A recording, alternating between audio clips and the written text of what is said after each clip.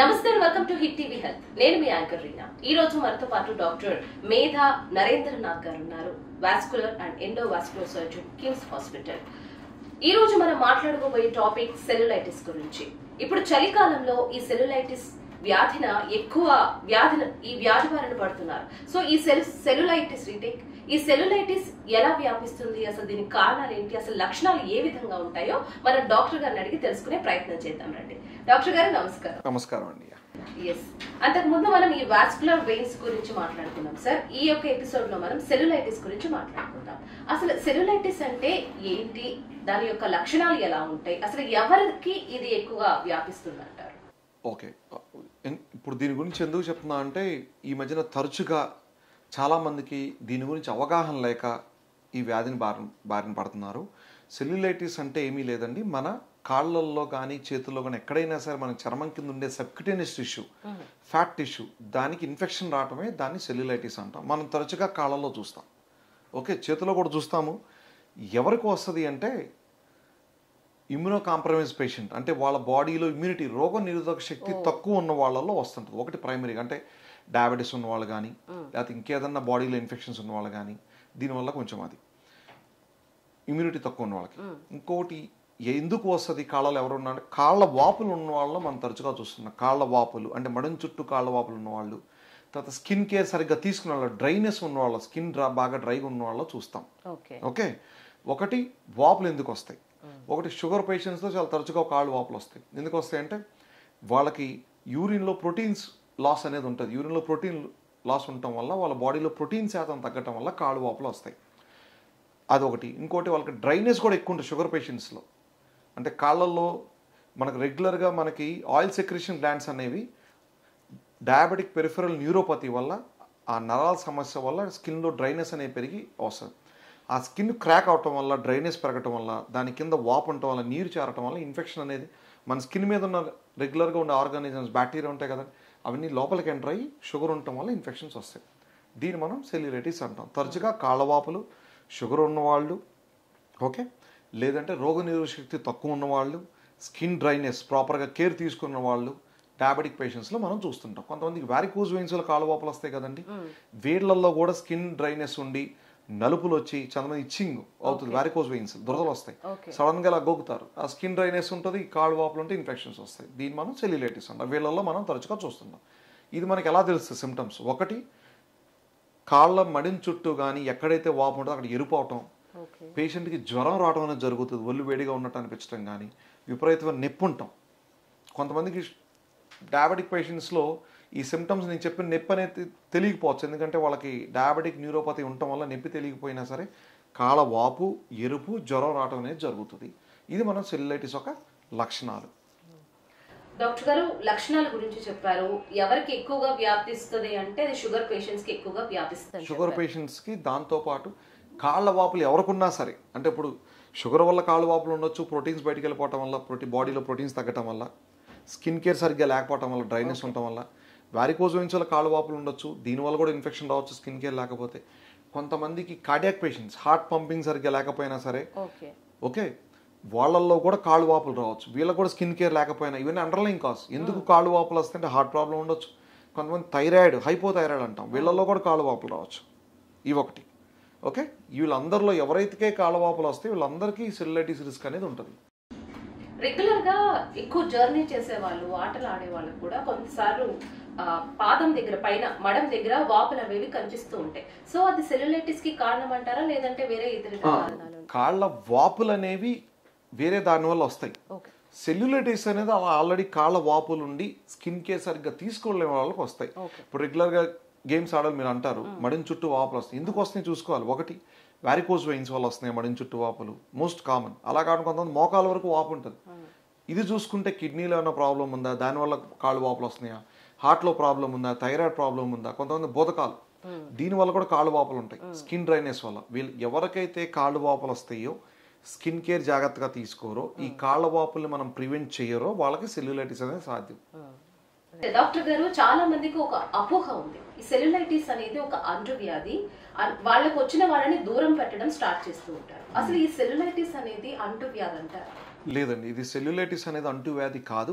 అది పేషెంట్కి వాళ్ళకు వచ్చిన ఇన్ఫెక్షన్ కాబట్టి మనం పేషెంట్ ముట్టుకున్నా సరే, వాళ్ళకి ఎటువంటి సర్వీసెస్ ఇచ్చినా, వాళ్ళ పక్కన డ్రెస్సింగ్ చేసినా సరే మనకేమీ కాదు. ఇప్పుడు మేము ఒకరోజు చూసుకున్నట్టయితే రోజుకు 10 నుంచి 15 పేషెంట్స్ వస్తుంటారు, సెల్యులైటిస్ పేషెంట్స్ మా పోడియాటిక్ సెంటర్లో. అలా అని చెప్పి మాకు రాదు కదండి, అలా అని సిస్టర్స్కి రాదు, వార్డులో ట్రీట్ చేసిన సిస్టర్స్కి రాదు. ఇది ఎటువంటి అంటువ్యాధి కాదు, దీనివల్ల వేరే వాళ్ళకి వస్తుందని మనం అపోహ చెందొద్దు. డాక్టర్ గారు, ఈ సెల్యులైటిస్ అనేది షుగర్ పేషెంట్స్ కి ముఖ్యంగా ఎక్కువగా సోకే లక్షణాలు ఏమైనా ఉంటాయి? డెఫినెట్గా ఉంటాయండి. ఎందుకంటే ఇందాక చెప్పినట్టు కాళ్ళ వాపుల వల్ల స్కిన్ డ్రైగా ఉండటం వల్ల ఈ సెల్యులైటిస్ కారణం అన్నాను. ఇలా కాకుండా ఆల్రెడీ డయాబెటిక్ పేషెంట్స్లో ఏమవుతుందంటే, ఒక స్కిన్ క్రాక్ అయినప్పుడు డ్రైగా ఉండి మన స్కిన్ మీద ఉన్న నార్మల్ బ్యాక్టీరియా లోపలికి వెళ్ళినప్పుడు ఆ షుగర్స్ ఉండటం వల్ల అదొక ఫుడ్ లాగా ఉంటుంది వాళ్ళ బ్యాక్టీరియాకి. దానివల్ల ఏమవుతుంది, ఈ ఇన్ఫెక్షన్ అనేది చాలా ఫాస్ట్గా వస్తుంది. రెగ్యులర్గా నాకు కాళ్ళు వాపులు ఉన్నాయి, అదే ఇంకొక పేషెంట్ డయాబెటిక్ పేషెంట్ తీసుకుని వాళ్ళకి కాళ్ళు వాపులు ఉన్నాయి, నేను స్కిన్ కేర్ తీసుకుంటే వాళ్ళ స్కిన్ కేర్ తీసుకోవట్లేదు, వాళ్ళకి ఎక్కువ శాతం ఇన్ఫెక్షన్ రిస్క్ ఎక్కువ ఉంటుంది నాకంటే కూడా. ఎందుకంటే వాళ్ళకి డయాబెటీస్ ఉంది కాబట్టి, బ్యాక్టీరియాకి ఒక ఫుడ్ లాగా అనమాట డయాబెటీస్ ఉన్నప్పుడు. అందుకే ఏంటంటే డయాబెటీస్ ఉన్న వాళ్ళకి రిస్క్ అనేది చాలా ఎక్కువ. అందుకే ఫుడ్ కేర్, స్కిన్ కేర్, ఈ swelling, oedema care very important. Cellulitis రాకుండా చూసుకోవాలి అని. ఈ వారికోస్ వెయిన్స్ బారిన పడిన వాళ్ళకు కూడా ఈ సెల్యులైటిస్ వచ్చే అవకాశాలు ఎక్కువగా ఉంటాయండి. డెఫినెట్గా ఇప్పుడు ఏదైతే మాట్లాడుకున్నామో, ఎవరికైతే వాపులు ఉంటాయో, చర్మాన్ని సరిగ్గా చూసుకోరో, మాయిశ్చరైజర్ అప్లై చేయరో, డ్రైనెస్ ఎక్కువ ఉంటుందో, వీళ్ళందరికీ ఇన్ఫెక్షన్ రిస్క్ ఉంటుంది.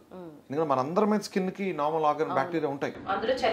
చలికాలంలో డ్రైనెస్ పెరుగుతుంది ఈ సీజన్లో. మేము కామన్గా ఇప్పుడు సెల్యులైటిస్ పేషెంట్స్ ఎక్కువగా చూస్తున్నాం. వాళ్ళందరికీ ఏంటి, ప్రాపర్ ఎడ్యుకేషన్ లేక, ఆ స్కిన్ కేర్ సరిగ్గా తీసుకోలేక ఈ ఇన్ఫెక్షన్స్ వస్తున్నాయి.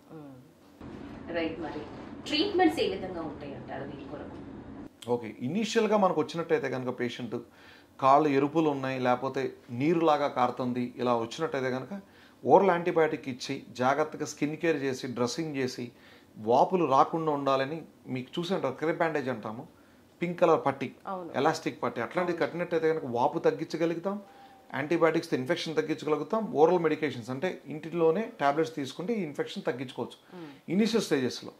అలా కాకుండా కొంచెం నెగ్లెక్ట్ చేసినట్టయితే కనుక చాలా మందికి మీరు బొబ్బలు వచ్చేసి కాలు మీద పస్ కారటం, అంటే చీము పట్టి రాగటం, చాలామందికి అక్కడి నుంచే కాకుండా కిడ్నీ ఎఫెక్ట్ అవుతుంది. కొంతమంది డయాలిసిస్ కూడా వెళ్ళిపోతారు ఇన్ఫెక్షన్ ఉండటం వల్ల.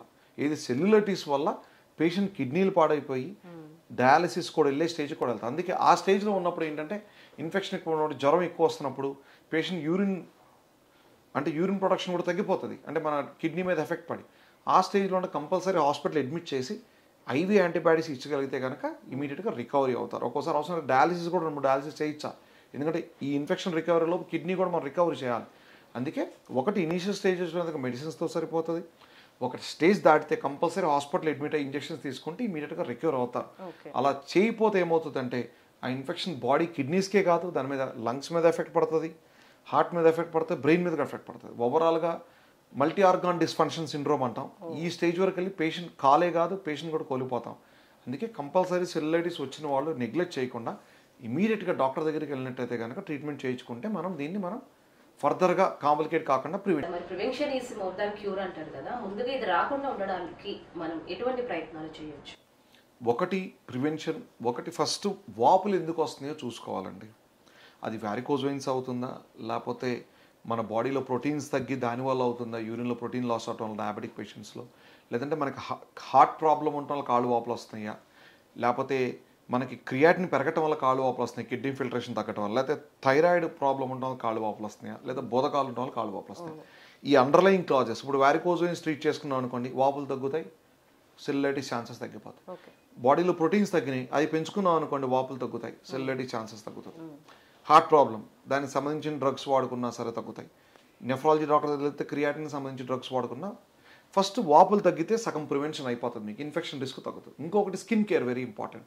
కొన్నిసార్లు ఇక హార్ట్కు దానికి ఉన్న కండిషన్ మనం ఇంప్రూవ్ చేయలేం, కిడ్నీ దానికి ఉన్న కండిషన్ మనం ఇంప్రూవ్ చేయలేం, ఎటువంటి ట్యాబ్లెట్స్ ఎటువంటి తీసుకున్నా సరే కాళ్ళు వాపులు ఉంటాయి. వాళ్ళకి ఏం చేయాలి, కంపల్సరీ ప్రతి ఒక్కళ్ళు మార్నింగ్ లేచిన వెంటనే ఈ crepe bandage, elastic crepe bandage అనేది కాళ్ళు కట్టుకొని మంచం దిగాలి. ఇలా దిగితే కాళ్ళు వాపులు రాకుండా ఉంటాయి. ఇంకొకటి ఏంటి, బ్యాండేజ్ కట్టుకునే ముందు కంపల్సరీ మాయిశ్చరైజర్ రాసుకొని బ్యాండేజ్ చుట్టుకోవాలి. మాయిశ్చరైజర్ రాసుకోకపోతే ఏమవుతుంది, స్కిన్ డ్రైనెస్ పెరిగి ఇంకా క్రాక్స్ వచ్చి ఇంకా ఇన్ఫెక్షన్ తీసుకుంటుంది. లేకపోతే పేషెంట్కి ఇచ్చింగ్ అయిపోయి ఈ ఎలాస్టిక్ క్రేప్ బ్యాండేజ్ కానీ స్టాకింగ్స్ కానీ వేసుకోరు. కంపల్సరీ మాయిశ్చరైజర్ రాసుకొని ఇక్కడ బ్యాండేజ్ పెట్టుకోవాలి. ప్రతి 4 to 5 అవర్స్కి ఒకసారి బ్యాండేజ్ తీసి మళ్ళీ రీఅప్లై చేయాలి. చేయకపోతే ఏమవుతుంది, అలా వరుసకుపోయి దానివల్ల కూడా కాంప్లికేషన్స్ అవుతాయి. స్కిన్ కేర్ మార్నింగ్ 6 నుంచి నైట్ 10 వరకు బ్యాండేజ్ కట్టుకోవాలి. ప్రతి 4 అవర్స్కి ఒకసారి బ్యాండేజ్ తీసి వేసుకోవాలి. ఇలా వేసుకుంటే కనుక ఈ సెల్యులైటిస్ ఇన్ఫెక్షన్స్ రాకుండా మనం చూసుకోవచ్చు కాళ్ళ వాపులు ఉన్న వాళ్ళలో. డాక్టర్ గారు చాలా వివరంగా తెలియజేశారు. Thank you so much. మీకు కూడా సెల్యులైటిస్ సమస్య మీద కానీ వారికోస్ వెయిన్స్ సమస్య మీద కానీ ఎటువంటి డౌట్స్ ఉన్నా కూడా కమెంట్ లో మాకు తప్పకుండా తెలియజేయండి. నెక్స్ట్ ఎపిసోడ్ లో మేము అడిగే ప్రయత్నం చేద్దాం. సో ఇది ఇవాళ ఎపిసోడ్. మరో ఎపిసోడ్ తో మళ్ళీ కలుద్దాం. చూస్తూనే ఉండండి హిట్.